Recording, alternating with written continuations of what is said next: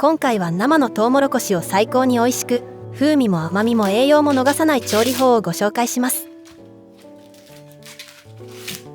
この方法で調理するとジューシーで粒がはじけるような食感を楽しむことができます。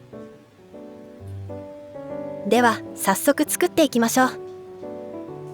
このチャンネルでは体に優しい季節の料理や暮らしに役立つ情報などを配信しています。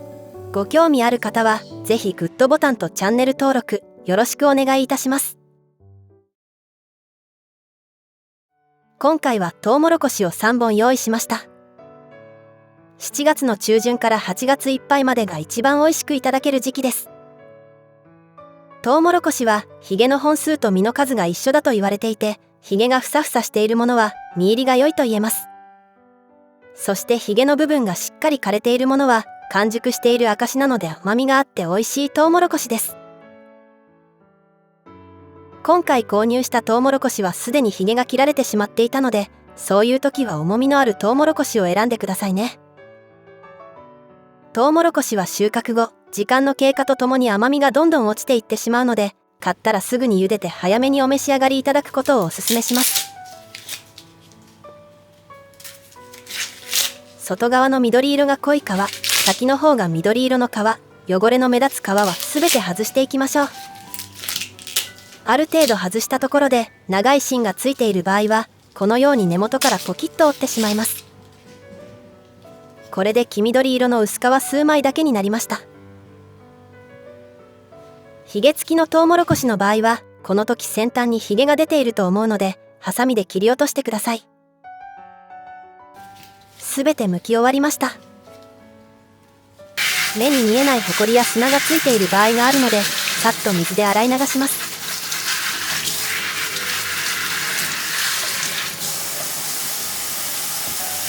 今回は深めのフライパンを使っていきます。トウモロコシが入ればお鍋でも大丈夫ですよ。トウモロコシの薄皮を外し、フライパンに敷き詰めていきます。ヒゲが下になるように敷いていきましょう。ちなみにヒゲにも栄養があり食べることができますので、神経質に外す必要はないんですが、きれいに取り除いた方が口当たりが良くなります。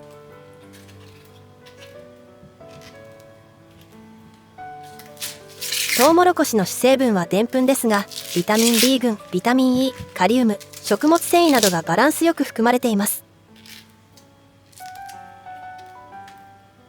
中でもトウモロコシの一粒一粒を包んでいる皮はセルロースという不溶性の食物繊維で、含有量はさつまいもの4倍と言われています。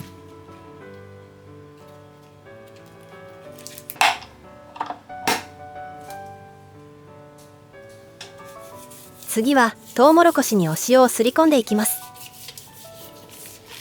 1本につき小さじ2分の1ほどのお塩でいいと思います。お塩は入れなくても素材のままの味が感じられて美味しいんですが、茹でたてを食べない場合は塩を入れた方が冷めても甘みが引き立って美味しいですし、出来上がった時の色味も良くなります。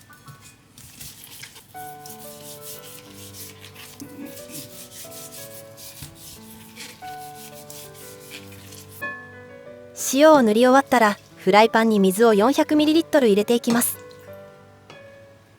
鍋底から2センチを目安にお使いになる鍋の大きさによって水の量を増減してください。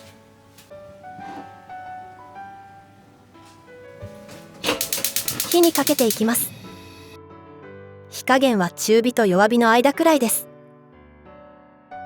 蓋をして沸騰するのを待ちます。沸騰したらやけどしないようにトウモロコシを入れます。水の状態から茹でるより沸騰してから茹でた方が素材の味をしっかりと発揮することができます。大きくてフライパンに入らない場合は半分にカットして入れても大丈夫です。火加減はこのままで蓋をして3分加熱します。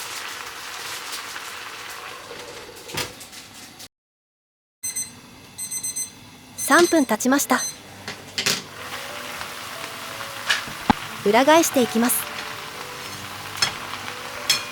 面倒な場合は裏返さなくても大丈夫ですが、裏返した方が全体にムラなく火が通ります。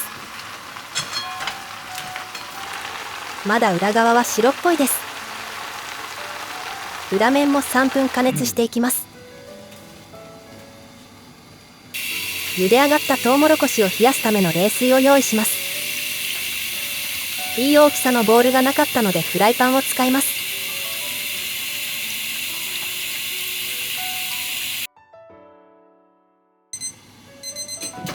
3分経ちました。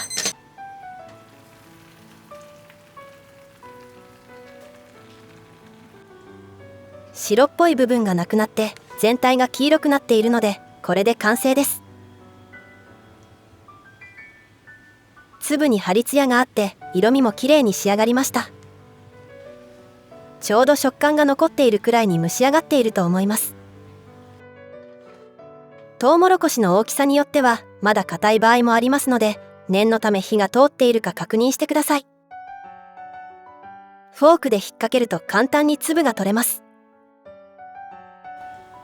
まだ硬かった場合や柔らかい粒がお好みの場合は1分ずつ追加で蒸してみてください。トウモロコシは蒸し上がった後に放置しておくと、冷める時に水分が蒸発して皮がシワシワになってしまいます。シワになるのを防ぐために茹で上がったものから冷水につけていきましょう。30秒くらいつけておくだけで大丈夫です。こうすることで次の日も弾けるような粒の食感を楽しめます。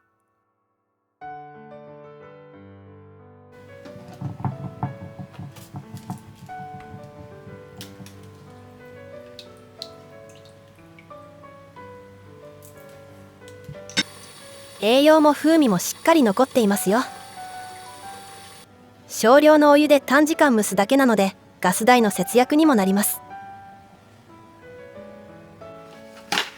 すぐに食べない分はラップに包んで、トウモロコシが乾燥しないようにしたら冷蔵保存で3、4日ほどで食べきりましょう。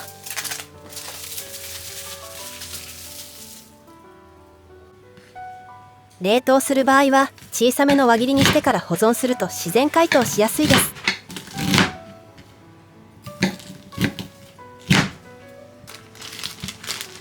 冷凍保存で1ヶ月ほど日持ちします。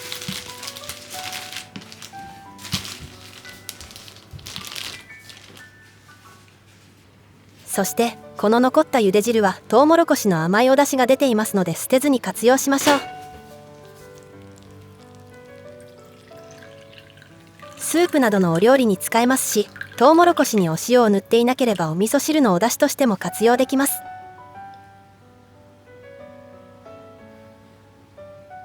今回はこのお出汁を利用してコーンポタージュを作っていきます。まずはトウモロコシの粒を外していきます。トウモロコシの太い方から割り箸を刺して一列身を取っていきます。今は普通のお箸を使っているのですが、折れてしまうと大変なので、折れてもいい割り箸やスプーンの柄など頑丈なものを使ってください。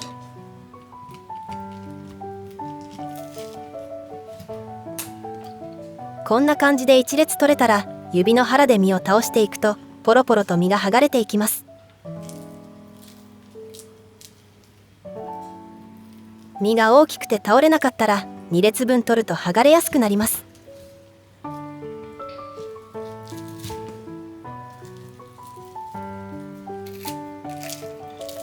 包丁で身を切ってしまう方が楽ですが、どうしても身の元の方は残ってしまいます。この剥がし方で取ると無駄なく身を取り除くことができますよ。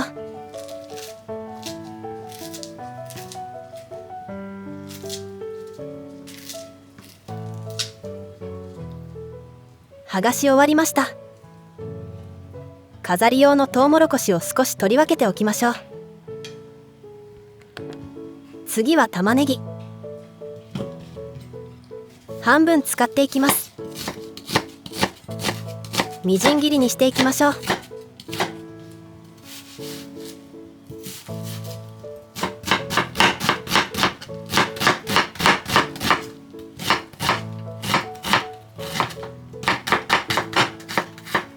お鍋にみじん切りにした玉ねぎを入れたらバターを入れて炒めていきます。油を控えたい方はバターを省いても問題ありません。玉ねぎが透明になるまで炒めます。透明になったらトウモロコシを入れてさらに 2、3 分炒めます。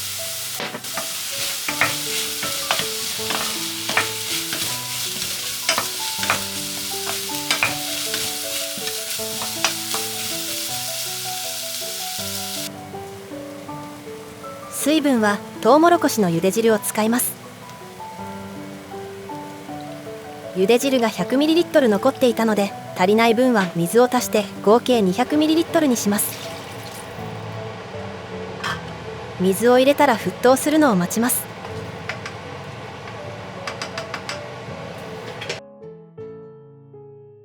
牛乳や豆乳などお好きなミルクを用意します。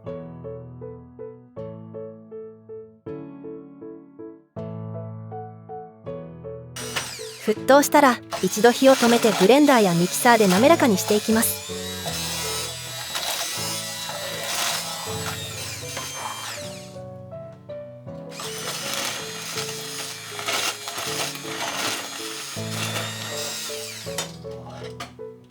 滑らかになったら牛乳を入れて再度火にかけ温めていきます。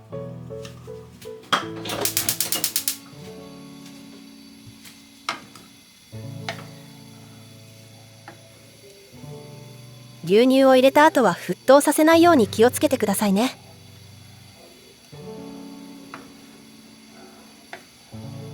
ブレンダーで滑らかにしただけなので、トウモロコシの皮は若干残っていますが、この皮が食物繊維なので一緒に食べるのがベストです。どうしても舌触り滑らかにしたい場合はざるなどでこしてからお召し上がりください。最後に飾り用のトウモロコシを入れたら完成です。トウモロコシと玉ねぎの甘みがとても美味しいです。トウモロコシのお出汁を入れたのでコンソメの素なども必要ない、素材の味をダイレクトに感じられるコーンポタージュです。